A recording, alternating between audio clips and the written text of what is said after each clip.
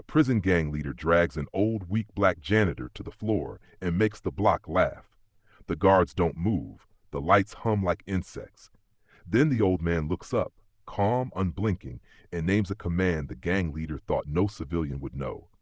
Seconds later, they learned who he really was. They said cell block E never slept. Even at noon, it had the exhausted blink of a room that lived under fluorescent suns. The concrete held scuff marks like old arguments. Boots wrote graffiti in dust. Somewhere a radio crackled, lost on a channel it didn't belong to. That was the day a laugh started at the wrong time and found an audience. The racist prison gang leader, folks called him Rook because he moved crooked and liked to trap the board, had a ritual. He'd cruise the tier with 2 lieutenants and a shadow of boys who wanted to be men before they knew what a man was. He'd tap a cane he didn't need against the bars. Click, click, click, a metronome for fear. The guards kept their distance, not because they were scared, you understand, but because paperwork took time and supervisors took naps after lunch. That's what they said. Paperwork and naps. He stopped at the mop bucket where the old black janitor worked the corridor like it was a chapel floor. The man's hands were steady, wrists slow as a clock that refused to run fast even when the day begged it. Gray in his beard, back not stooped so much as careful, eyes that held a whole winter and didn't complain about the cold. His name tag read Hollis, and that was all anybody thought they needed to know. Rook kicked the mop head. Dirty water slapped the man's shoes. "Look at that," he said, voice made for stages. Priest of Pine Sol didn't bow. The boys laughed. It was hungry laughter, the kind that bites even when it pretends to smile. A guard at the desk glanced up, then back down, fingers drumming his own private alibi. Hollis set the mop upright, didn't touch his face, didn't touch his pride. "You've got dirty shoes," he said, not looking at Rook so much as through the space around him, like a man checking the wind before a match is struck. Rook grabbed the front of Hollis's work shirt, bunched the fabric in his fist, and hauled him half off his feet. The mop clattered, a brittle bone on tile. "Say that again," Rook said, breath that smelled like coffee left too long on a hot plate. "Say it slow so my boys can learn their letters." The corridor leaned in. Even the vents held their breath. The light hummed. Somewhere, distant, a shot clock for a basketball game in the yard bleated its little death. The guard never stood. His chair squeaked a warning, then settled. Hollis looked at Rook's hand like it was a stray dog that had wandered into his kitchen. "Your right foot drags," he said quietly. "Left hip compensates. 8 degrees. You'll favor it when you turn." The laugh cracked, broke, searched for new footing. The boys glanced at Rook, unsure whether to keep their mouths open or shut them wholesale. Rook's jaw ticked. "You talk pretty for a man with a mop." Hollis's pulse didn't bother to speed. His eyes were sonar in a storm. He spoke once more, soft enough that the tiled walls stooped to hear. They had no idea who he really was. The room went still. He didn't blink. Years before the concrete forgot how to be warm, before the badge on his chest traded sheen for plastic, Hollis Ward had other names. Those names didn't fit on a prison tag. They were the sort of names whispered inside headsets while rotors beat at desert dawns. The sort of names written in black ink on logistics crates that only a few people knew how to open without making God nervous. But you don't start with the medals. You start with a habit. Breathing in through the nose, out through the mouth, counting 4 on the way in, 6 on the way out. Keeps the hands quiet, keeps the voice from living in the throat. He'd learned that breath in places the news only visited when something burned. He'd learned other things too, how men traveled in stacks when they wanted to look bigger than they felt, how a leader paused before he lied, how the sound of a rifle bolt in the open translated into 6 dialects. Don't move. The habit of observation fits under any shirt. It fits under a janitor's too. When he took the job at Ravenhill State, he didn't tell the intake clerk he'd been a retired Delta Force commander. He said he could fix a floor buffer blindfolded and could work nights without asking for overtime. The clerk circled reliable and no incidents, And that's how a life can get folded into a box that only says cleaning supplies. Sometimes you choose silence because the world hears it better than a speech.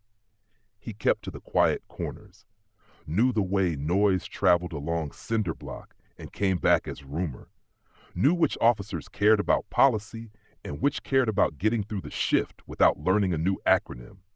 He remembered names: the nurse who hummed hymns into IV tubing, the kid from intake who listened as if he was being graded, the librarian who loved the smell of old paper like it was a person she'd almost married. He knew Rook by reputation, racist prison gang leader who had turned the block into a stage and supplied his own hooting soundtrack. Rook's boys had ink like roadmaps to nowhere and looked at Hollis the way children look at rules written on a chalkboard they intend to erase. One quiet afternoon, Hollis paused by the infirmary door and read a memo about chain of command changes. The warden liked memos. They were paper prayers that didn't require faith, only signatures. Effective immediately, all block incidents require incident command review if violence is present. Bureaucracy, you might say. But rules written are promises in advance.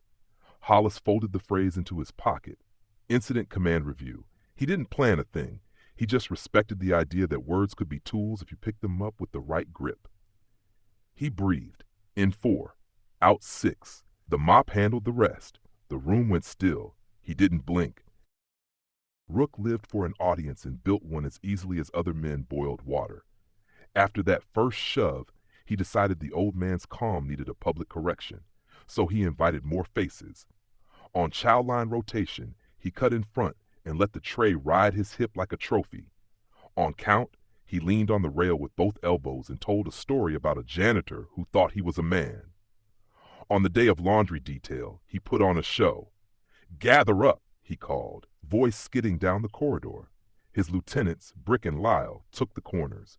Boys fanned out like cheap wallpaper, peeling at the edges. A guard gave the kind of nod that says, "I see you, but not enough to involve my shift report." Hollis rolled his bucket along the seam in the floor, the line where two pours of concrete didn't agree with each other.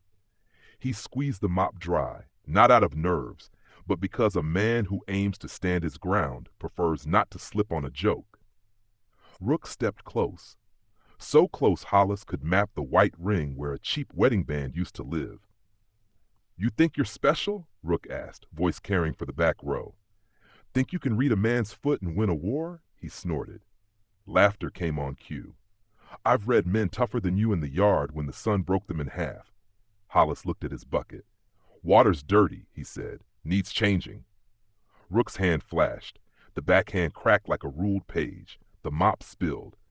Hollis caught himself against the wall and decided, not for the first time, that some men asked for gravity to be their teacher. He straightened, ran a thumb across his lip. No blood. "You're favoring the left more today," he said.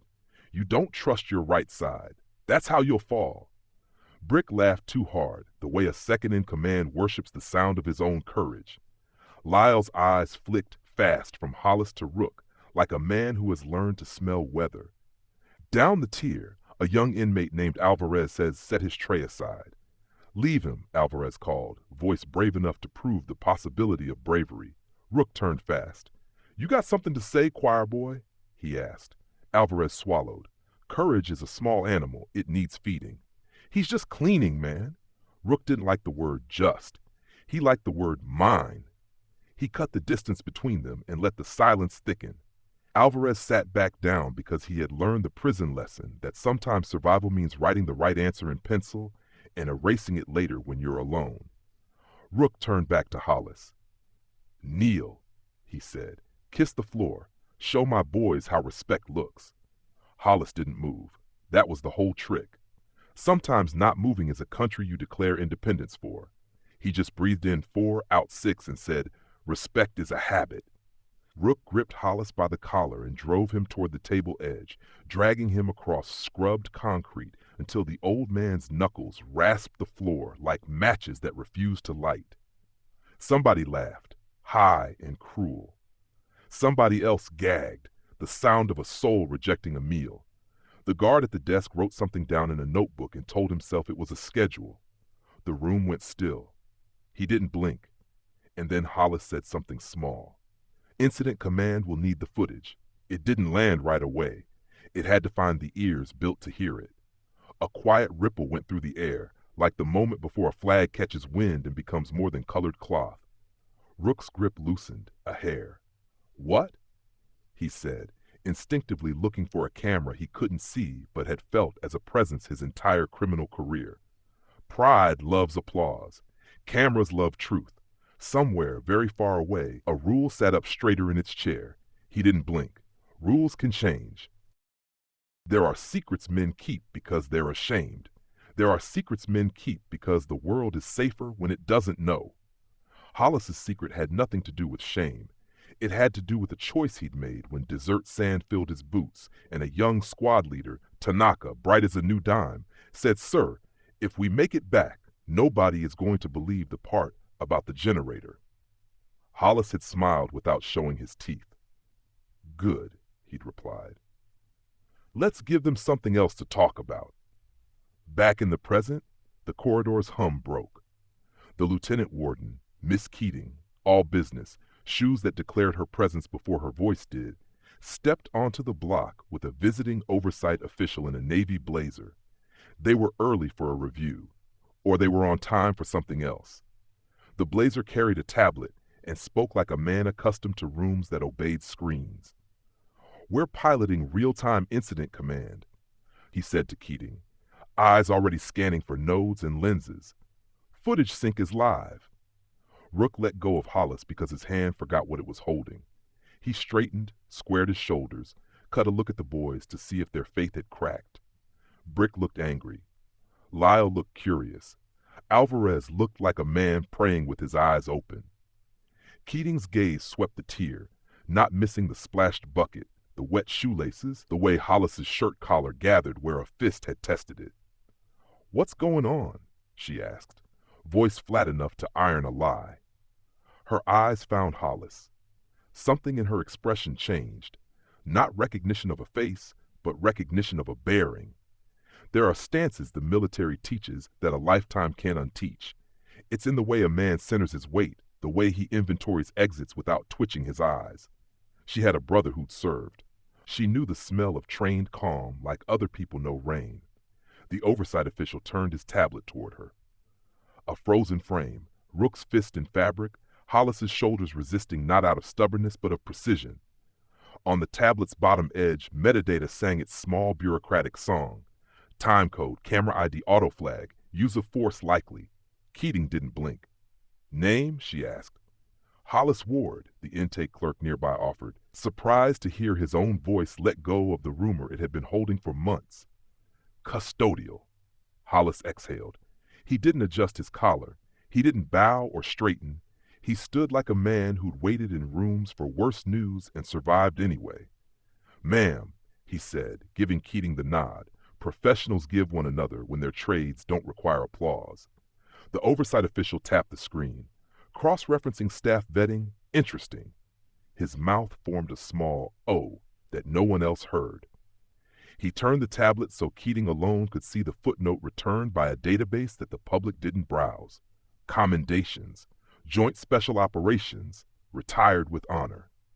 Keating's jaw did not drop, because true professionals know how to accept new information without teaching their faces to dance. But her eyes softened, and respect, real respect, the kind that doesn't bark, settled into the room like a choir that found the right note. Rook felt something cold crawl between his shirt and his spine. He didn't know the words, but he recognized the shift. His stage now had judges. He smirked because smirking had carried him across rivers that men with sense refused to cross.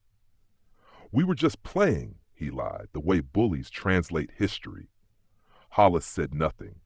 He looked at Rook's right leg and waited for the moment it would betray him. In the half-second of silence that followed, a breeze the block didn't deserve slipped under the door, and the fluorescent lights seemed to hesitate before resuming their hum. Keating turned to the guard at the desk. "Officer Breen," she said, cool as a winter window, "secure statements, lock the tier, Detain involved inmates for review. Mr. Ward, please step over here. Hollis's steps were unhurried. Men who have run in the dark learn to walk in the light. Keating stood so he wouldn't have to pass within Rook's reach. The oversight official kept the tablet tilted down as if humble technology knew the moment demanded humility.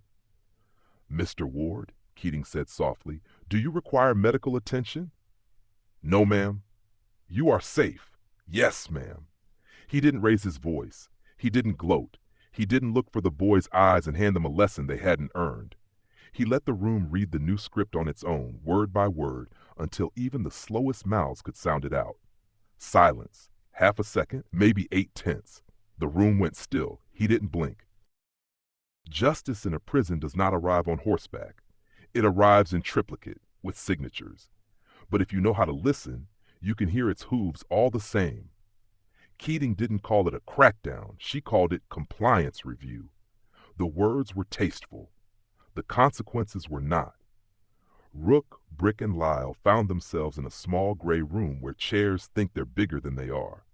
Two investigators wore shirts the color of honest sky and asked questions that didn't sound like accusations until you tried to answer them. The footage didn't blink. It didn't laugh. It didn't accept excuses about just playing. It made itself a mirror and asked the men to look in it. Brick started angry and landed tired. Lyle tried the truth out loud. It got out of hand and discovered it fit. Rook kept his jaw locked until it ached and then remembered his right leg hurt worse. On the block, small things shifted. An officer held a door an extra second longer for Hollis, and the gesture didn't feel like pity. It felt like language, the kind that says we see you and we plan to keep seeing you. In the chow hall, Alvarez slid a fresh tray, unasked, unpaid for, across the counter toward Hollis, and then pretended it had arrived there by accident, because dignity likes gifts that don't announce themselves. The memo board changed too. A new page appeared under a pushpin. Immediate reporting of intimidation or assault against staff, contractors, and volunteers will be forwarded to Incident Command with video attachments. Retaliation monitoring will be enforced. The words weren't poetry. They didn't need to be. They were a fence that told wolves where the property line lived. Rook's world shrank. The counselor canceled his peer mentor sessions. The yard schedule moved him when Alvarez's unit walked laps. His lieutenants drifted, and the boys discovered the applause in their throats tasted sour without the old spice of fear. Paperwork bloomed. A write-up for aggression, a recommendation for transfer to a higher security block where stages were scarce, and laughter came from televisions bolted high enough that no one could break them without a ladder and a death wish. Keating asked Hollis for a statement. He wrote like a man measuring wood before cutting it. No embellishments, no sermon, just the facts in a straight line. When he finished, he added a single sentence that wasn't required by policy. I'll keep doing my job. Keating read it and nodded once, a salute made of chin and gravity. We'll keep doing ours, she said. In the background, the oversight official sent an email with a subject line only bureaucrats can write and only the lucky get to read. Pilot validation, de-escalation plus accountability outcomes. That night on the block, a thing happened that felt small and was not. The guard at the desk, Breen, stood when Hollis passed. Mr. Ward, he said, voice careful as a man learning a new instrument. You need anything, you let me know. It wasn't a pledge, it was a practice. Hollis nodded. We're good, he said. Just keep the lights honest. In the laundry room, Rook sat on a bench, transfer packet like a funeral program in his hands. Lyle hovered, unsure which way loyalty leaned when the wind changed. You know who he is? Lyle asked, voice smaller than the dryer's low roll. Rook stared at his boots. I don't care who he is. He lied. The lie didn't hold. He closed his eyes. Somewhere in a past he didn't share with anyone in this room, he remembered a rumor from overseas. A night when his crew's cousin had sent a trembling voice message about a commander whose team moved like smoke and left like dawn. They called him the one who taught doors to open, the cousin had said, laughter broken down to awe. Rook opened his eyes and looked at the transfer packet, at the stamp, At the line that said admin seg pending review. Pride tastes different when you swallow it alone. The room went still. He didn't blink, and justice did not gloat. It did not brag, it breathed. Let me tell you how the day ended, because endings matter more than we admit. Evening found the tear the color of weak tea. The fluorescent suns eased off, as if they understood at last that light is a gift, not a weapon. Footsteps softened. Somewhere a radio landed on a station that knew how to sing without taking too much space. The mop bucket reflected a square of ceiling like a poor man's moon. Hollis finished the corridor and set the handle back in its cradle. He stood for a moment with the satisfaction only people who work with their hands understand. He didn't savor triumph, he savored completion. The door to the control bubble clicked open, and Breen stepped out with 2 paper cups. "One's just hot water," the officer said. "Didn't know how you take it." Hollis accepted it like it was porcelain, not paper. "Hot's fine," he said. They stood side by side, quiet men renting a truce from a loud day. Across the way, Alvarez watched and learned something he would not forget. In the laundry, Lyle folded a towel and thought about choosing different heroes. In a van behind a gate that had learned a new tone of respect, Rook stared out the slotted window at a slice of sky the color of forgiveness and didn't know what to do with it. "You want the lesson. I'll give it to you straight, the way old men tell truths when the day has burned to embers and the cicadas tune their little engines. Respect doesn't come from titles. It doesn't come from fists pretending to be laws or laughter pretending to be courage. Respect is a habit, built in the dark when you think nobody's counting, built in the quiet when the audience has gone home, built by the way you treat people who can't give you a thing you didn't already have. Justice isn't a hammer most days. It's a hinge, oiled, quiet, reliable, swinging the same way for everyone if you keep it clean." Hollis took his cup of hot water and walked the tier. The floor, newly mopped, held his reflection for a moment longer than it had that morning. A door at the far end opened with an ordinary click that sounded to anyone listening like a room finally taking its first honest breath. Then the lights settled, the radios found their station, and the prison, this little city of steel and stubbornness, remembered how to be still.